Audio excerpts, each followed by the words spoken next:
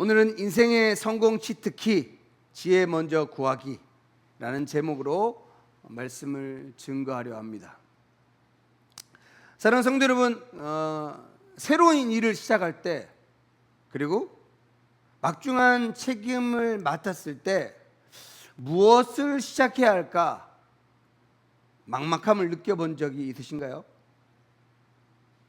거대한 프로젝트를 맡은 직장인, 이제 막 가정을 이룬 신혼부부, 혹은 새로운 학년을 시작하는 학생들까지 우리 모두는 인생의 중요한 출발선에서 올바른 첫 걸음을 떼고 싶어 합니다. 그런데 어떤가요? 오늘 본문에 등장하는 솔로몬은 우리와 비교할 수 없는 압박감 속에 서 있습니다. 소위 이스라엘 역사상 가장 위대한 왕이었던 아버지 다윗의 뒤를 이어 갓 왕위에 올랐습니다. 나라는 아직 불안정했고요. 그리고 주변에는 수많은 정적들이 도사리고 있었습니다. 그야말로 그의 첫걸음 하나하나에 나라의 운명이 달려 있었습니다. 바로 그 순간 솔로몬이 내디딘 첫걸음은 오늘을 살아가는 우리에게 성공적인 인생의 길이 무엇인지, 흔들리지 않는 그 축복의 기준이 어디에서부터 시작되었는지를 명확하게 보여주고 있습니다. 오늘 본문은요, 마치 잘 짜진 한 편의 드라마처럼 하나님과 함께 시작하고요, 예배로 나아가 지혜를 구하고요, 그 결과 부어주시는 넘치는 복을 누리는 성공적인 인생의 공식인 3단계를 우리에게 생생하게 보여주는 듯 합니다. 오늘 말씀을 통해 우리 인생의 첫 단추를 어떻게 채워야 할지 배우고 솔로몬이 경험했던 하나님의 놀라운 은혜를 우리 삶 속에서도 경험하게 되는 귀한 시간이 되기를 소망합니다. 아멘. 오늘 본문에 들어가기 앞서 역대기서의 배경을 잠시 알면 말씀이 더욱 깊이 있게 다가올 것입니다. 역대기는요, 역사서예요. 그런데 단순히 과거 역사를 반복하는 책은 아닙니다. 이 책은 바벨론 포로에서 막 돌아온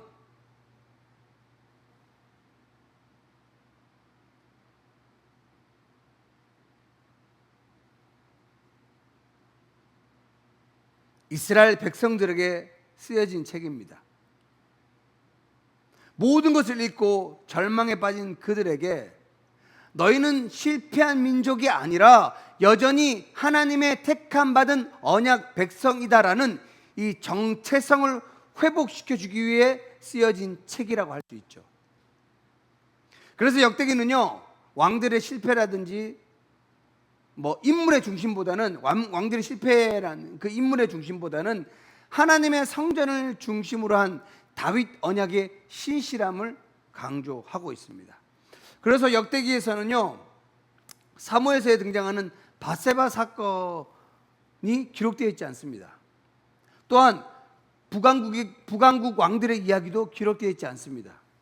다윗 언약의 신실함을 강조하기 위해서죠. 이런 희망의 관점으로 오늘 말씀을 함께 보기를 원합니다. 자, 먼저 1절 말씀이에요. 자, 1절 말씀 볼까요? 시작.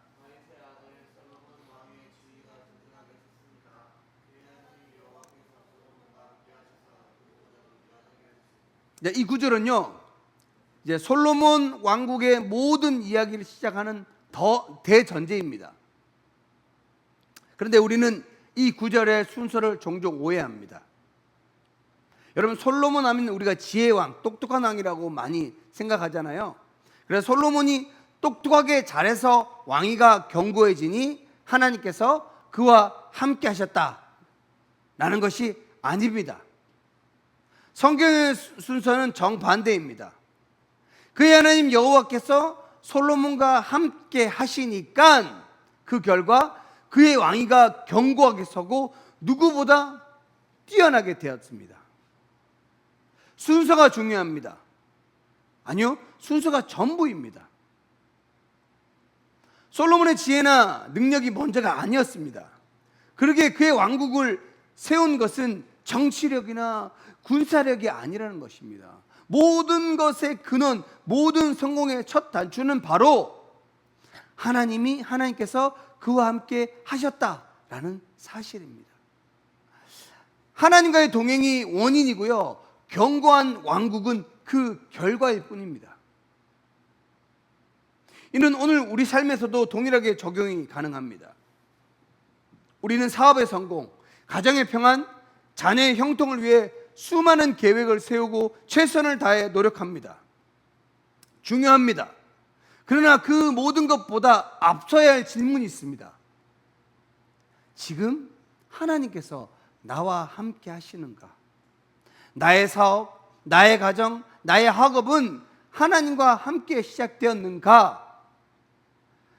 하나님과의 함께 하심이 빠진 성공은요, 모래 위에 지은 집과 같이 불안할 뿐입니다.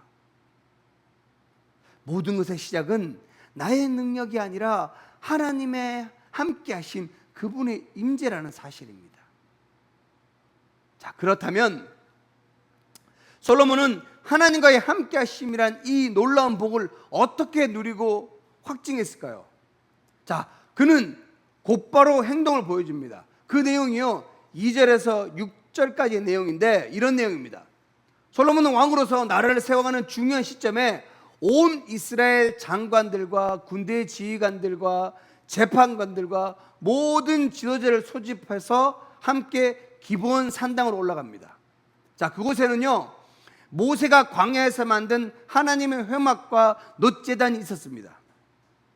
아버지 다윗 왕은 하나님의 언약궤를 이미 예루살렘으로 옮겨 놓았지만 성막과 제단은 여전히 기브온 산당에 남아 있었어요. 그래서 솔로몬과 모든 회중은 기브온에 있는 여호와의 회막 앞에 모여 예배드렸고요, 솔로몬은 놋제단 위에 번제물 1000마리를 드리며 하나님을 간절히 찾았습니다. 자, 소위 말해 솔로몬의 1000번째 사건이 일어난 거죠. 자, 그런데 여러분, 우리는 단순히 1000번째라고 하면 1000번에 걸쳐 예배를 드렸다고 생각하지만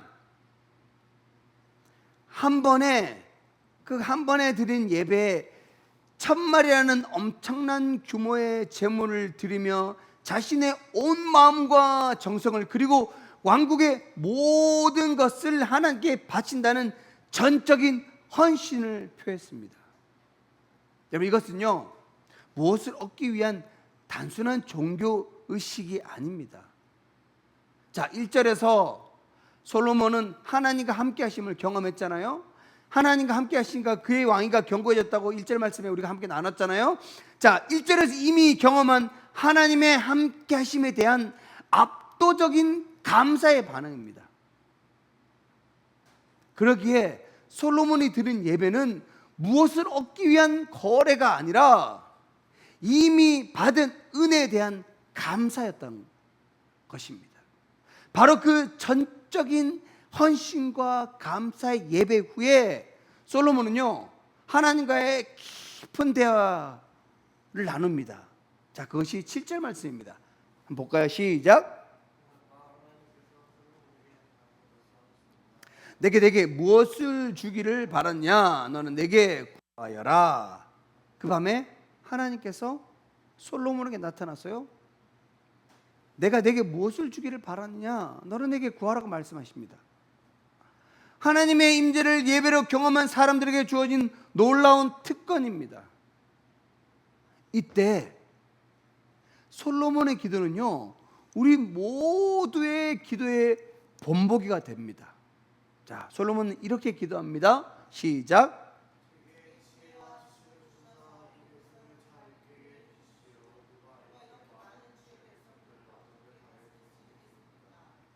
자, 솔로몬은요, 하나님이 그래 네가 뭘 원하니 내가 다 해주겠다 하면 여러 가지 얘기할 수 있었어요. 왕으로서 뭐 여러 가지들, 또 자기 자리를 유지하기 위한 뭐 여러 가지 구할 수 있지만 그는 부나 명예나 생명을 연장하는 장수를 구하지 않았습니다. 그의 관심은 오직 하나, 이 백성, 즉 주의 백성을 어떻게 하면 하나님의 뜻대로 잘 다스릴 수 있을까라는 것입니다.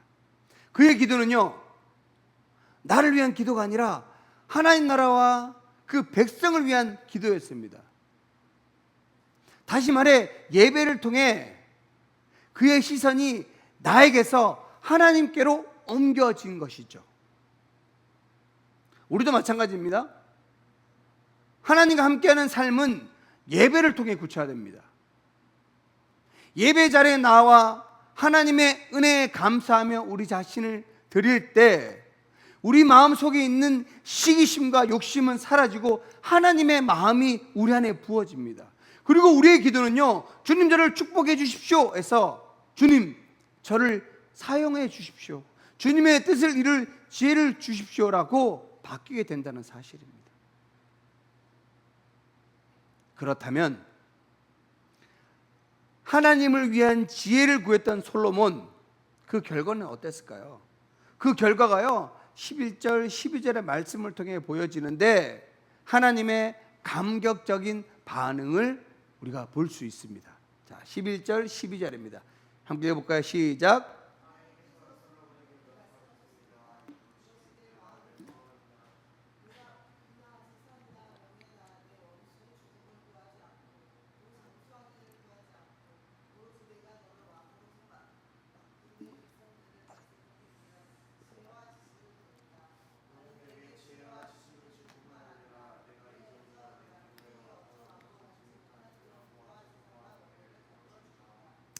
자, 하나님께서 이 솔로몬의 기도를 들었을 때 그 마음이 어떠실까요?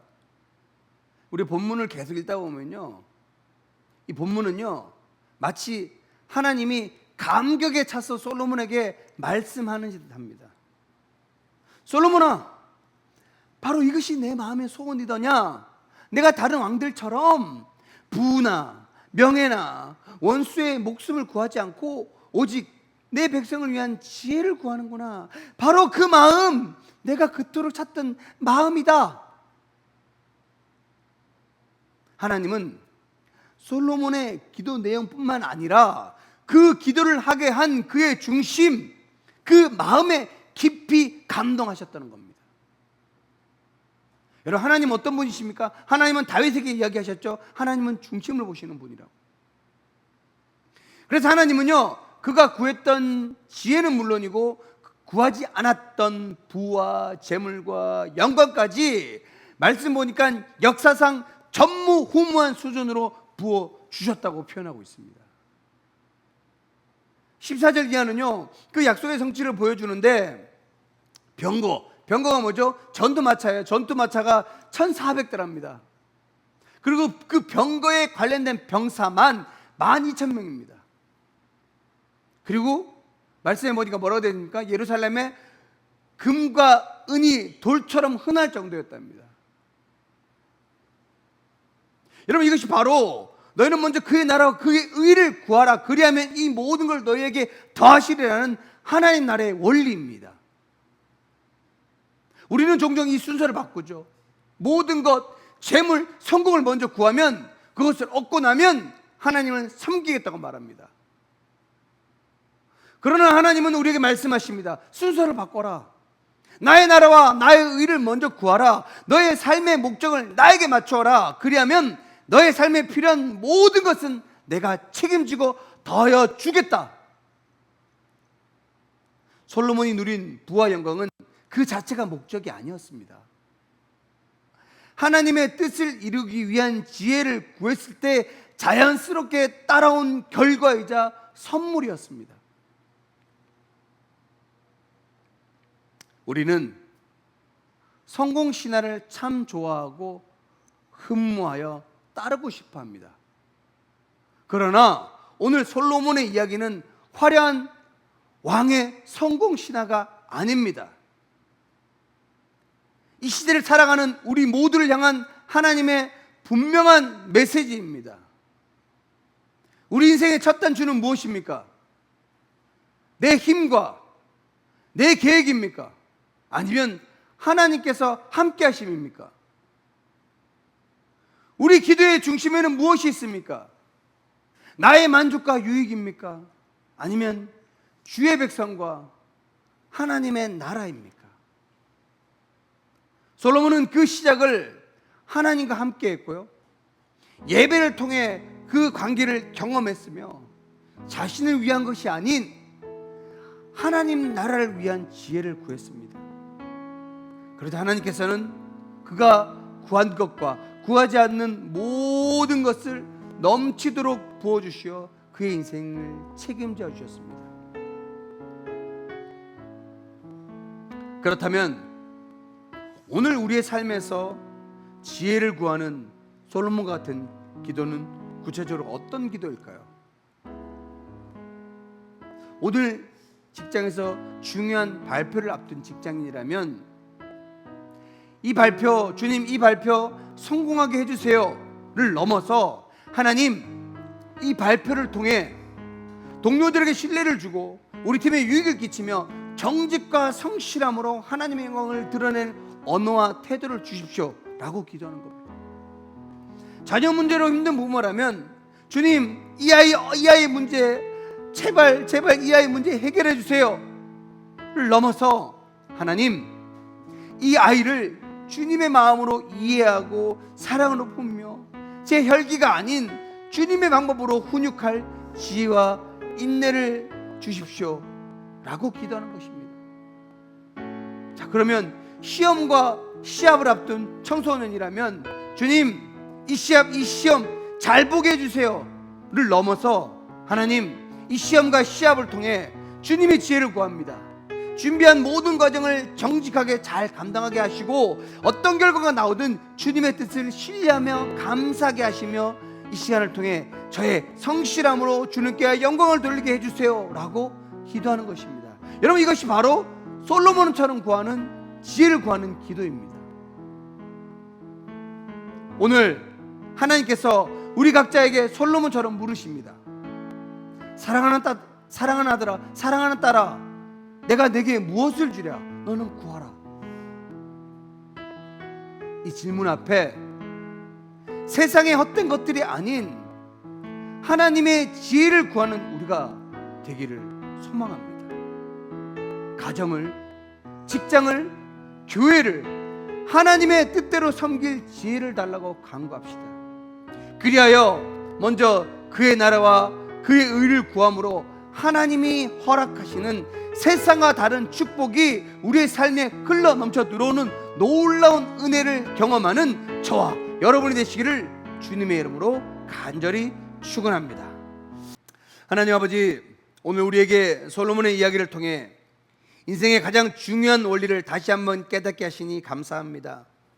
이제 세상으로 나아가 살아갈 때 먼저 그의 나라와 그의 의를 구하는 믿음의 결단이 흔들리지 않게 붙들어 주옵소서. 우리의 모든 필요를 아시는 주님께서 우리가 구하지 않는 것까지 넘치도록 채우시는 하나님의 신실하심을 매일의 삶 속에서 경험하게 하여 주옵소서.